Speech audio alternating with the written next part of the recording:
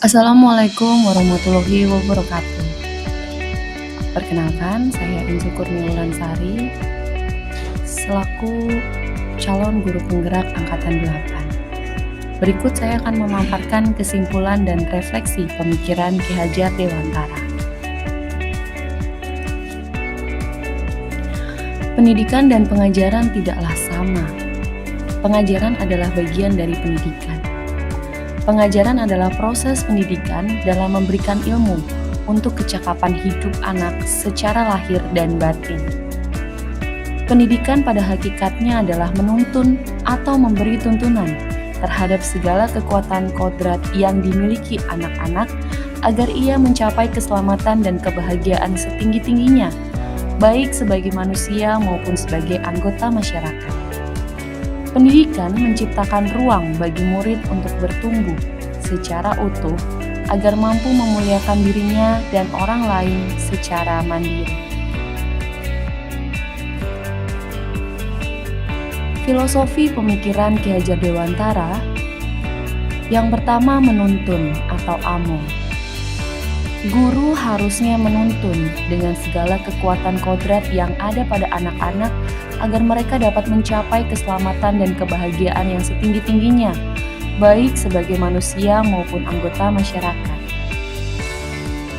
Yang kedua, pendidik ibarat petani, di mana guru itu menuntun tumbuh atau hidupnya kekuatan kodrat alam yang ada pada anak-anak, agar mereka dapat memperbaiki lakunya di dalam kehidupan dan tumbuhnya kekuatan kodrat anak. Yang ketiga adalah kodrat anak. Kodrat anak itu merdeka dan bermain. Merdeka artinya adanya kemandirian di dalam belajar. Dan bermain dalam konteks yang lebih luas adalah berkarya. Anak-anak dalam masa sekolah pembelajaran, biarlah mereka berkarya sesuai dengan kreativitas mereka. Yang keempat adalah menghamba pada anak. Pendidikan sudah seharusnya berpihak dan berpusat pada anak, bukan lagi berpusat pada guru atau teacher sentris. Yang kelima, kolaborasi trisentra pendidikan. Pendidikan seharusnya dapat bekerja sama di lingkungan keluarga, sekolah, dan masyarakat. Dan yang terakhir, pendidikan harus dapat menanamkan budi pekerti. Pendidikan harus bisa memberikan keselarasan cipta, karsa, dan budi pekerti terhadap anak-anak. Apa yang saya percayai tentang murid dan pembelajaran di kelas? Sebelum mempelajari modul 1.1, pembelajaran yang saya lakukan adalah yang pertama hanya mentransfer materi. Saya tidak peduli siswa itu paham atau tidak terhadap materi pelajaran yang saya sampaikan. Yang kedua, ketuntasan dalam penyampaian materi lebih penting daripada memahami karakteristik murid. Yang ketiga, hanya melihat nilai dari aspek kognitif saja. Yang keempat, jika nilai murid sudah mencapai KKM, itu dianggap pembelajaran saya sudah berhasil. Yang kelima, saya menganggap murid hanya sebagai objek pembelajaran. Yang selanjutnya, pembelajaran berpusat pada guru atau teacher sentris.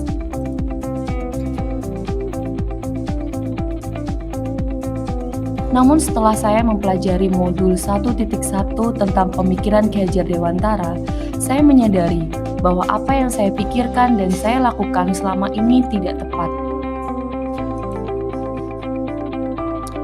Setelah mempelajari modul 1.1, saya menyadari bahwa seharusnya saya melakukan proses pembelajaran secara menyeluruh.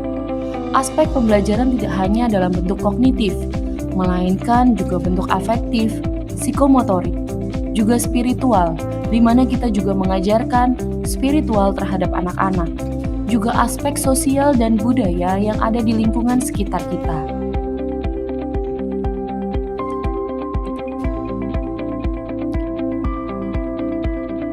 Selain itu, setelah mempelajari modul 1.1, saya juga menyadari bahwa murid itu sudah seharusnya sebagai subjek pembelajaran, bukan sebagai objek pembelajaran, di mana murid bebas untuk berpendapat, berekspresi, dan berkreasi sesuai dengan kreativitas mereka.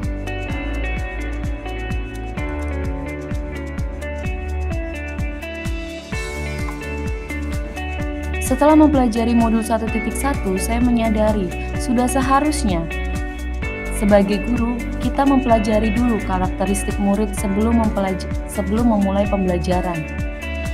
Mendampingi murid sesuai dengan kodratnya, bertumbuh sesuai kodrat yang sudah digariskan kepadanya. Dan saya sebagai guru harus ikhlas, penuh kesabaran dengan segala ketulusan hati untuk mendampingi dan menuntun mereka. Apa yang dapat segera saya terapkan lebih baik agar kelas saya mencerminkan pemikiran Ki Hajar Dewantara? Setelah mempelajari modul 1.1 yang saya terapkan di dalam pembelajaran, yang pertama pembelajaran tidak menuntut tetapi menuntun. Tidak lagi menuntut anak untuk mendapatkan nilai di atas KKM, tetapi berusaha untuk menuntun mereka mencapai nilai KKM atau di atas KKM. Selain itu, saya berusaha untuk merancang pembelajaran interaktif dan menyenangkan yang melibatkan murid di dalam pembelajaran itu.